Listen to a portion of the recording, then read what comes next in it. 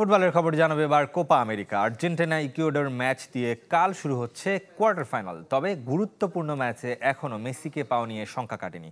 যদিও দলের সাথে অনুশীলন করেছেন তিনি। সকাল 7টায় টেক্সাসের হিউস্টনে NRG স্টেডিয়ামে শুরু হবে এই ম্যাচ। নগদের কাছে সব গ্রাহকই প্রিয়, তাই তো সারা দেশে ক্যাশ আউট চার্জ সবচেয়ে কম।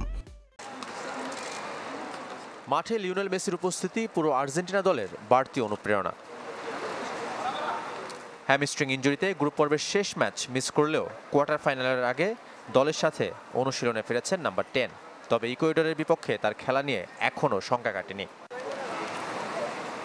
কিন্তু স্বস্তি ফিরছে ডাগআউটে। এক ম্যাচে নিষেধাজ্ঞা কাটিয়ে মাঠে দলের সাথে কোচ লিওনেল স্কালোনি। মেসি সময় নিয়েছে এবং দলের সাথে অনুশীলন করেছে। ওর সাথে আলাপ আলোচনার পরই সিদ্ধান্ত নেব।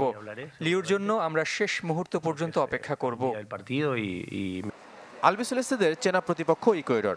কোপা আমেরিকায় 11 দেখায় কখনো হারেনি আর্জেন্টিনা। সব মিলে 40 ম্যাচের 26টিতে জিতেছে।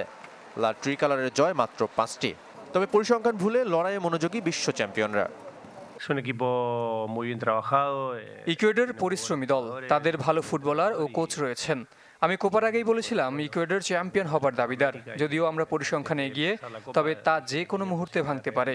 গ্রুপ পর্বে আমরা যেভাবে প্রস্তুতি নিয়েছি, একইভাবে পরের ম্যাচের জন্য চেষ্টা থাকবে।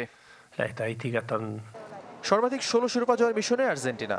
দলের ট্র্যাম্প কার্ড লাউতারো মার্তিনেজ যাচ্ছেন সেরা ফর্মে। আসলে সর্বোচ্চ 4 গোল তার।